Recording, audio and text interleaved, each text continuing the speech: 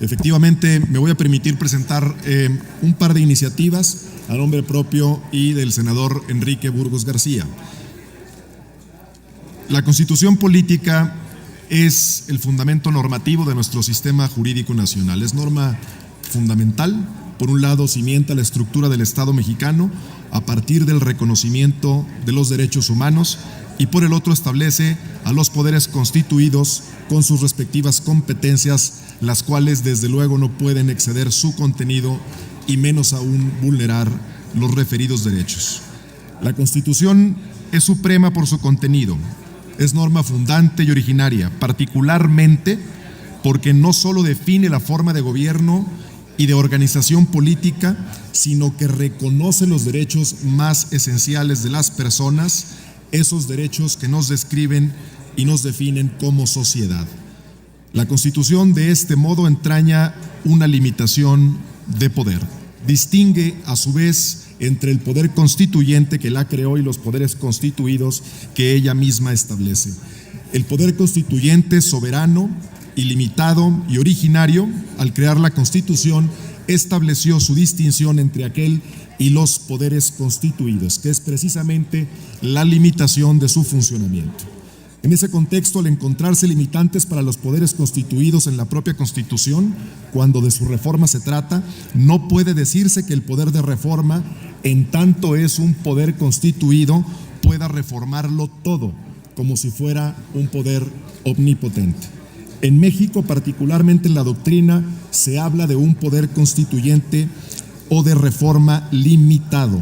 Esto es un poder que, si bien tiene la facultad de reformar la Constitución, encuentra ciertas limitantes. Sin embargo, de la lectura de nuestra norma fundamental no es posible desprender normas que de manera explícita impongan a este poder constituido límites en su actuación.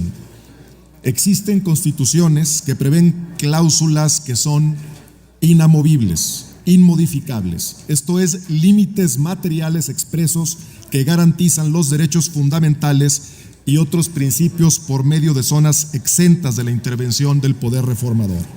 Así, por ejemplo, la Constitución de la República Federal Alemana, entre otras, prevé diversos artículos en los que se establece que no está permitido ningún tipo de reforma a los derechos humanos, a la división de poderes, a la forma republicana de gobierno y a su federalismo. De este modo, estas cláusulas de intangibilidad encuentran una justificación razonable en los términos del constitucionalismo democrático. Efectivamente, a partir del siglo XVIII queda claro que la Constitución no es solamente un concepto neutro, sino es un concepto cargado de determinados valores que hacen referencia a la protección y a la garantía de libertad fundamentalmente. Por eso, no debe aceptarse que una Constitución pueda reducir o eliminar las libertades y los avances alcanzados por una sociedad. Por estas razones, y el poder constituyente ha instaurado la garantía de los derechos humanos, la división de poderes, la forma republicana y democrática como forma de Estado de gobierno, así como los valores principales que informan y cimientan el resto del sistema jurídico mexicano, debe decirse que cualquier reforma que permitiera su transformación o derogación no supondría una reforma constitucional común, sino una destrucción auténtica de la norma fundamental. Por ello, esta iniciativa propone incluir en el artículo 135 de la Constitución 3 postulados constitucionales que son básicamente 3 ejes sobre los cuales no habría posibilidad de modificación.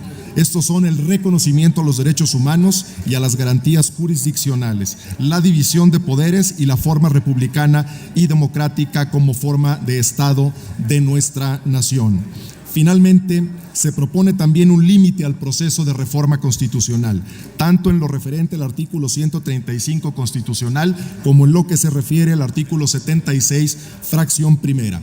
En este sentido, debe recordarse que por interpretación de la Suprema Corte de Justicia de la Nación, los tratados internacionales tienen el rango de norma suprema de la Unión. La supremacía, como cualquier cualidad política, no basta con ser reconocida, sino que debe ser garantizada jurídicamente.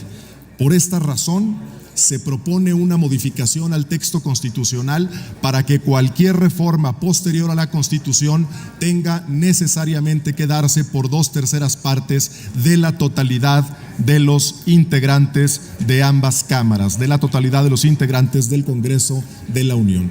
Con esto lo que se pretende garantizar es, por un lado, la rigidez constitucional y por el otro, que en el escenario político que estamos por enfrentar, ninguna fuerza por sí misma tenga la capacidad de hacer una modificación y mucho menos una modificación que signifique un retroceso a las libertades y a los avances logrados por nuestra sociedad. Es cuanto, señor presidente. Muchas gracias, señor senador.